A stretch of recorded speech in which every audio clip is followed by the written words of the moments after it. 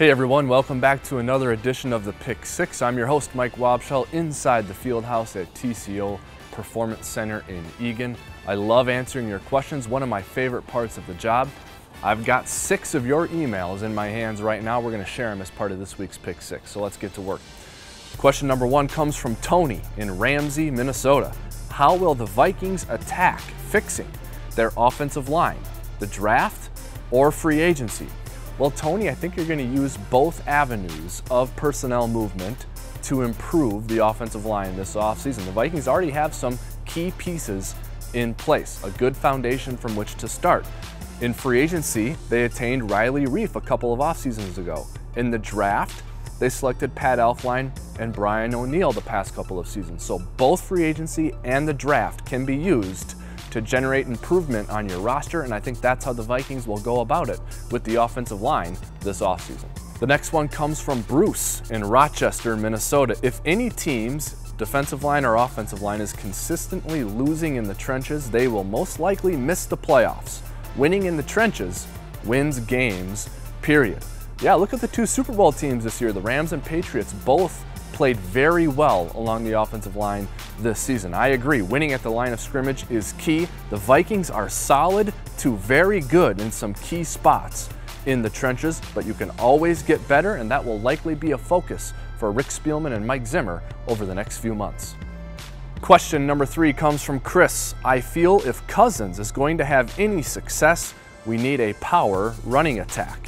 Well, success on offense in the NFL often begins and ends with a really good running game. Again, both Super Bowl teams this year, the Rams and the Patriots, can run the ball. Kirk had his fair share of success last season with an up-and-down running game. He had 30 touchdowns and 4,200 passing yards, but I do agree, running the ball can always help your offense. What does it do when you can run the ball? Well, you establish physicality at the line of scrimmage, you can control the clock, and something that Kirk Cousins is really good at, play-action passing, is much more effective when you can run the ball.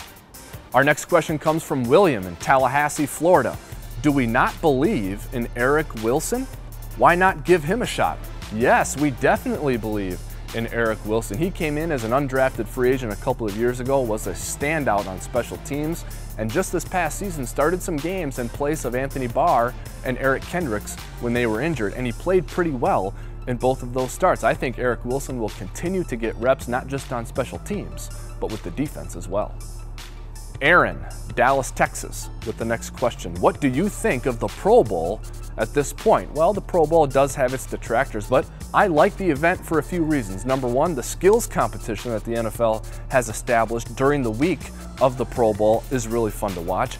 You get to see the good side of these players in terms of their personality. We see their skill all season long at the Pro Bowl. We get to see some of their personality, and I love the community work that the Pro Bowl players get to do in Orlando during the week of the Pro Bowl. So for those reasons and many more, I hope the Pro Bowl sticks around. And finally, the last question from Jonathan in Edina, Minnesota. Who will win the Super Bowl? Well, we're not in the business of making predictions around here, but let me break it down for you this way. If you're a Patriots supporter right now, you have to love their pedigree, their offensive line and their running game, and of course Tom Brady. If you're a Rams supporter, you have to love their team speed and their explosiveness. Both teams very well coached, both teams very good on special teams. Hey, look, the Patriots, they play in close games in the Super Bowl. All of their 9 Super Bowls with Brady and Belichick have been decided by one possession. It won't surprise me if this game is also a one-possession game. Can't wait to watch it. All right, that's going to do it for this week's edition of the Pick Six, but we will be back next week, so please continue to submit your questions and comments to the email address at the bottom of the screen. In the meantime, stay tuned to Vikings.com for continuous coverage of your favorite team, and keep an eye out this weekend to see if former Minnesota Viking Steve Hutchinson is voted into the Pro Football Hall of Fame class of 2019. We're all rooting for Hutch. See you next week.